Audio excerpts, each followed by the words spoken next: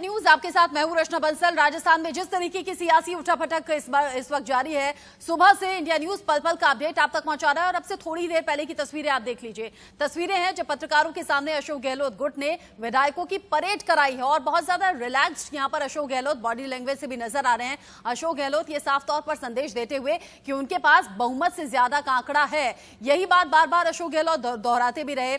सचिन पायलट अपने बाकी साथी समर्थकों के साथ, जो बागी विधायक हैं उनके साथ बार बार ये दावा कर रहे हैं कि सरकार अल्पमत में है, लेकिन अब विधायकों के साथ परेड के लिए मौजूद हैं। मीडिया कर्मियों को बुलाया गया है, तमाम चैनल्स को बुलाया गया है। और इसी बीच दिनेश डांगी हमारे संवाददाता सीएम आवाज से हमारे साथ जुड़ गए हैं। दिनेश, मुझे फिलहाल ताजा अपडेट बताइएगा और साथ ही साथ बताइएगा, अशोक गहलोत बहुत ज्यादा रिलैक्स्ड नजर आ रहे हैं बॉडी लैंग्वेज से। विधायक कितने हैं, नंबर्स कितने हैं उनके पास? जी बिल्कुल, ताजा अपडेट है कि मुख्यमंत्री आवास पर विधायक दल की बैठक शुरू हो चुकी है। मुख्यमंत्री अशोक गहलोत की अध्यक्षता में यह बैठक हो रही है और बाकायदा इस बैठक का जो है तमाम मीडिया चैनल्स पर लाइव टेलीकास्ट भी कराया गया। इसे हम कह सकते हैं एक तरह से मीडिया के सामने शक्ति प्रदर्शन किया गया, मीडिया के सामने विधायकों की परेड कराई गई और बॉडी लैंग्वेज से मुख्यमंत्री अशोक गहलोत को हमने बाकायदा आवाज दी तो उन्होंने मुस्कुराते हुए विक्ट्री का चिन्ह बना के इंडिया न्यूज के कैमरे की तरफ किया। हमने जब उनको आवाज दी तो उन्होंने जो चेहरे की मुस्कान, उनका भरोसा और निश्चितता को बयां करता था कि ऑल इज वेल, अभी शायद खेमे में। 2-3 विधायकों का आंकड़ा और बढ़ गया है और बताया जा रहा है ये आंकड़ा 103 हो चुका है। 103 से ज्यादा कांग्रेस के विधायक दल की बैठक में आ गए हैं। हमने कुछ जल्दीबाजी में जितने चेहरे गिन पाते थे, जिस फिगर जिसकी सब पर नजर है, अंकगणित क्या है, इस विधायक दल की बैठक का अंकगणित क्या है, विधायक फिगर क्या है, कितने विधायक पहुंचे, वो कोशिश की तो 100 क्रॉस करते हुए लमसम एक जो हम आकलन जो चेहरे और जो सिर होते हैं, 103 विधायक हैं अशोक गहलोत के साथ में। मुझे बताइएगा, आप वहां पहुंचे, आपने विधायकों के चेहरे भी देखे, इनमें वो कौन कौन से चेहरे हैं जो सचिन पायलट के खेमे में जाने की बात थी लेकिन पहुंच गए अशोक गहलोत के साथ? ऐसे कोई चेहरों की पहचान की आपने? जी बिल्कुल रामनारायण मीणा जो हम बता रहे थे सचिन पायलट के पाले में है या जा सकते हैं, वो इस विधायक दल की बैठक में बैठे नजर आए। इस वक्त की कुछ और चेहरे हमने कोशिश की लेकिन मीडिया का इतना जमावड़ा था। लेकिन मुख्यमंत्री अशोक गहलोत के आप चेहरे को पढ़े, उनकी आंखें देखें या जो मुस्कान उनके होठों पर थी, यानी इस तरह की मुस्कुराहट जब होती है तो जादूगर कुछ न कुछ करते हैं। तो बॉडी लैंग्वेज से ये माने कि ऑल इज वेल है और मीडिया के सामने परेड तभी कराई गई है। जाहिर सी बात है, फिगर और विधायक अंदर नहीं होते तो मीडिया को एंट्री नहीं होती। 3 दिन से हम यही कवर कर रहे थे। तो मीडिया को एंट्री दी गई है तो इस बात पर मोहर लग सकती है कि आंकड़ा 103 प्लस हो सकता है। नहीं, लोग मीडिया से इस तरह की खबरें छिपाते हैं तो मीडिया को आके उन्होंने न्योता दिया कि लगातार ये तस्वीरें हमारे टीवी स्क्रीन पर दर्शकों तक हम पहुंचा रहे हैं। इस बीच न्यूज रूम से मेरे सहयोगी रोहित पुनेठा मेरे साथ जुड़ गए हैं, साथ ही साथ अजीत मंडोला जी मेरे साथ जुड़ गए हैं, राजनीतिक संपादक इंडिया न्यूज के। अब अजीत जी, जिस तरीके के सियासी समीकरण फिलहाल बनते हुए नजर आ रहे हैं, जो उठापटक की स्थिति थी, क्या वो हम समझे जो खतरा सरकार पर बनता हुआ नजर आ रहा था कल रात तक, वो अब दूर हो गया है?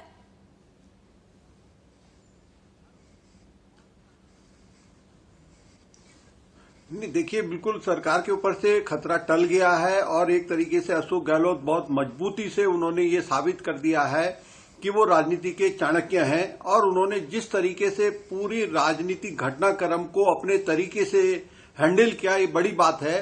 क्योंकि बराबर कल से मीडिया में जिस तरह से सारी आधी खबरें प्लान कराई जा रही थी कि 30 विधायक हमारे पास हैं, एक ट्विटर हैंडल पे अलग अलग अखबारों के ट्विटर हैंडल से बात की जा रही थी कि 30 एमएलए हैं, कल अमित शाह के सामने सचिन पायलट बीजेपी में शामिल होंगे, तमाम तरह की भ्रम की स्थिति पैदा कर दी गई थी।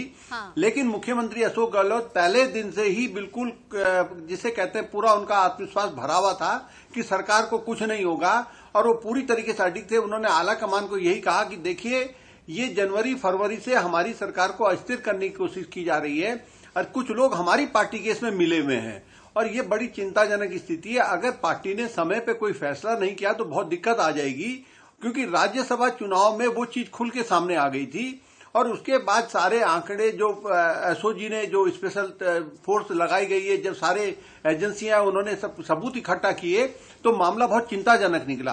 और कांग्रेस आला कमान ने उसके बाद एकदम से कड़ा रुख अपना लिया और अशोक गहलोत को खुला हैंड दे दिया गया था।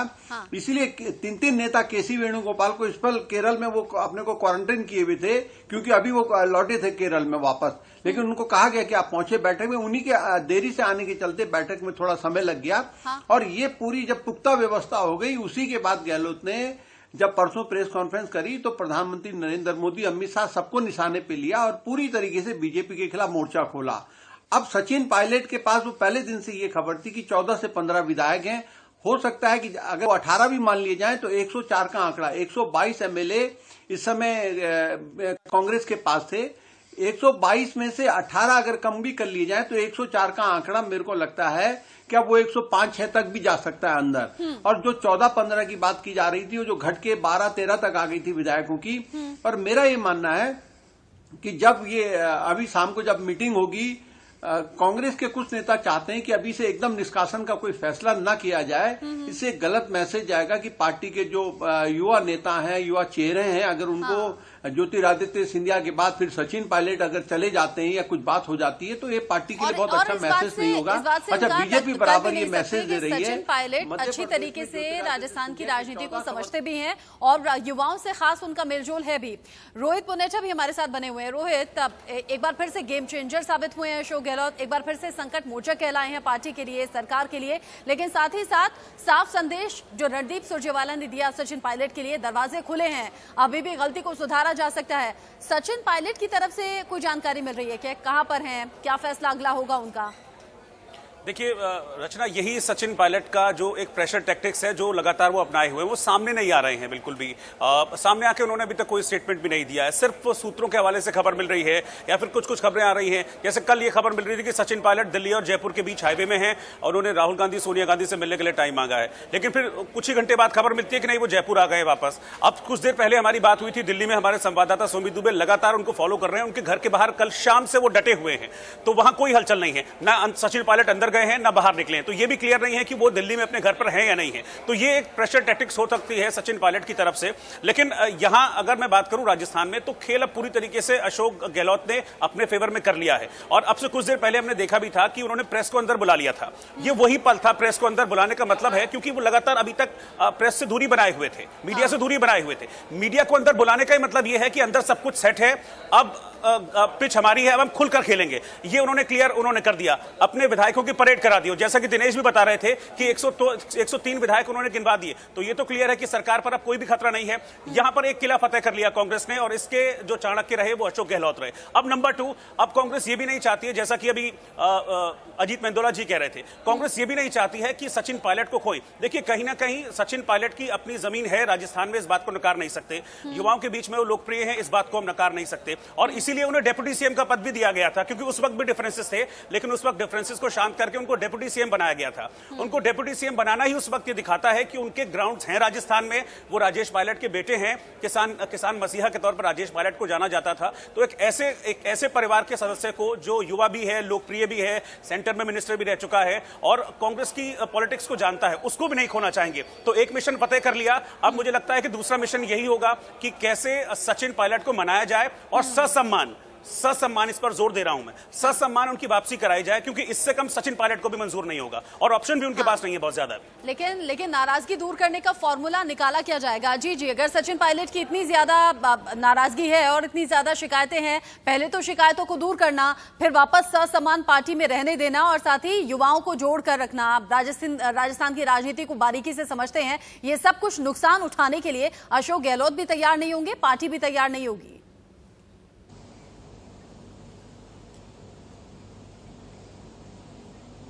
बिल्कुल निश्चित तौर पर देखिए, अशोक गहलोत बराबर यही बात कह रहे थे कि भाई प्रदेश अध्यक्ष का पद जो है अब किसी और को दे दिया जाए। नियम कायदे के अनुसार वो अपना कार्यकाल पूरा कर चुके हैं सचिन पायलट प्रदेश अध्यक्ष पद को। लेकिन सचिन पायलट, मेरे को जो खबर मिली है, सचिन पायलट ने एक ऑफर दिया है कि भाई मुझे गृह मंत्रालय आप दे दो, अगर आप प्रदेश अध्यक्ष पद भी छोड़ना चाहते हो, मेरा दूसरा पद भी वो करना चाहते हो, तो मुझे गृह मंत्रालय दे दो। गृह मंत्रालय अभी मुख्यमंत्री के पास है, वो बड़ा पद माना जाता है। तो अब ये देखिए, राहुल गांधी और सोनिया गांधी को तय करना होगा कि वो अपने प्रदेशों को कैसे बचाते हैं। मध्य प्रदेश की सरकार केवल और केवल सोनिया गांधी और राहुल गांधी की कमजोरी की वजह से गिरी है। राजस्थान में अशोक गहलोत पहले दिन से ही अलर्ट थे, एक एक दिन की जानकारी वो अपने स्तर पर लेते थे, इसलिए वहां सरकार बीजेपी गिराने में नाकाम रही। वरना बीजेपी की तरफ से जम्मू कश्मीर तक का इसमें इस्तेमाल किया गया। फारूक अब्दुल्ला, उमर अब्दुल्ला को इसमें जोड़ा गया। जो सोर्सेज बताते हैं कि भाई सचिन पायलट को बीजेपी में शामिल कराया जाए, वो सरकार गिराई जाए। और अब मतलब बीजेपी ने एक स्ट्रेटेजी, शायद ये बीजेपी या संघ की स्ट्रेटेजी है कि कांग्रेस को अगर कांग्रेस पार्टी को खत्म करना है, पार्टी से सत्ता से बाहर करने के पीछे एक ही पर्पज है कि गांधी परिवार को किसी तरीके से राजनीति से बेदखल करना है। हाँ। उसमें काफी हद तक ये कामयाब हो गए हैं, लेकिन उसके कामयाबी के पीछे बहुत बड़ा हाथ इस गांधी परिवार का खुद का है। फैसले नहीं कर पाना, समय पे चीजें तय नहीं कर पाना, लटका के रखना चीजों को। अब अगर राजस्थान में सरकार को बचाना है, सरकार को पूरे 5 साल चलाना है, तो मेरा अपना आकलन ये है कि राहुल गांधी और सोनिया गांधी को सचिन पायलट को दिल्ली में लाना चाहिए, पार्टी में एक बड़ा पद देना चाहिए। हालांकि सचिन पायलट नहीं मानेंगे, वो अभी भी एक बड़ा पद कहेंगे, मैं सरकार में रहूंगा, ये मेरे को प्रदेश अध्यक्ष बनाए रखो।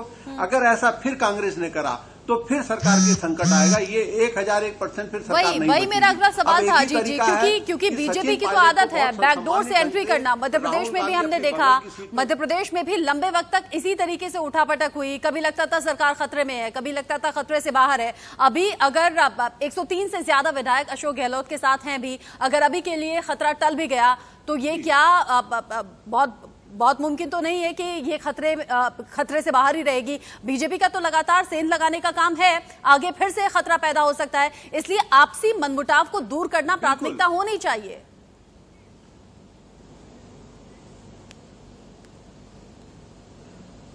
उसका तरीका मैं वही आपको बताना चाह रहा था रचना जी, उसका तरीका यही है कि सचिन पायलट के जो समर्थक हैं उनको मंत्री पद दिया जाए और सचिन पायलट को दिल्ली में बुलाकर राहुल गांधी अपने बगल में बिठाएं।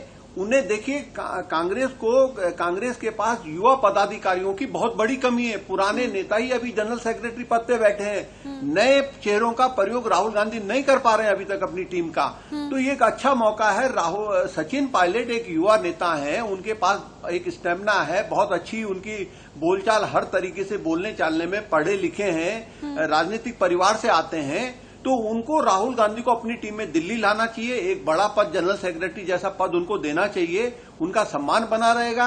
और उधर उनके कुछ समर्थकों को मंत्री पद दे दिया जाए, उसमें कोई दिक्कत नहीं। मुझे लगता है उसमें गहलोत जी भी राजी हो जाएंगे। और जो अभी तक उन्होंने किया, या जो सबूत गहलोत जी ने की सरकार ने जुटाए हैं, हाँ। सरकार को अस्थिर करने के, इस बीच बड़ी खबर आ रही है, अजीत जी रोक रही हूँ आपको रोक रही हूँ इस बीच।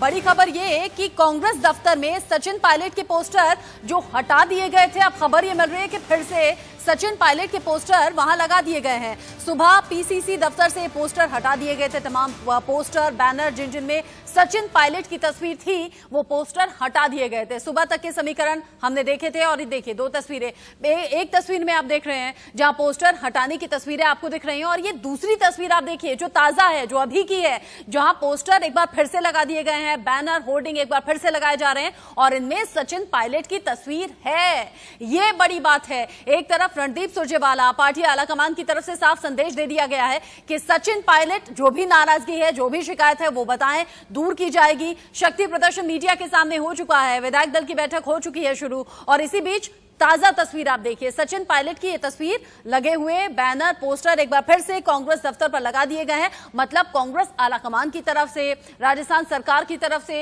ये संदेश तो दे दिया गया कि सचिन पायलट की फोटो भी रहेगी, होर्डिंग भी रहेंगे, जो भी नाराजगी और शिकायत है वो दूर करने के लिए दरवाजे खुले हैं। इन्हीं तस्वीरों के साथ एक छोटे से ब्रेक का वक्त है।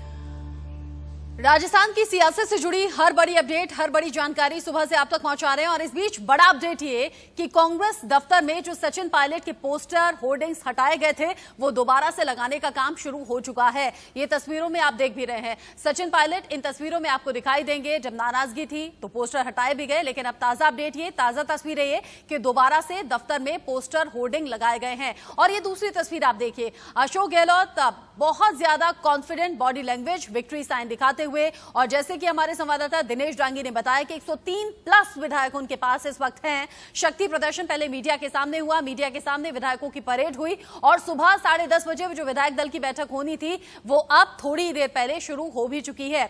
और इसी बीच चर्चा लगातार हम कर रहे हैं। इस बीच राजनीतिक विश्लेषक प्रेम कुमार भी हमारे साथ जुड़ गए हैं। प्रेम जी, जिस तरीके की सियासी समीकरण बिगड़े अब सुधरते हुए नजर आ रहे हैं, मुझे बताइएगा, समझाइएगा, सचिन पायलट को मनाने का फॉर्मूला कांग्रेस आलाकमान की तरफ से या फिर अशोक गहलोत की तरफ से क्या सुझाया जाएगा, कैसे मनाएंगे?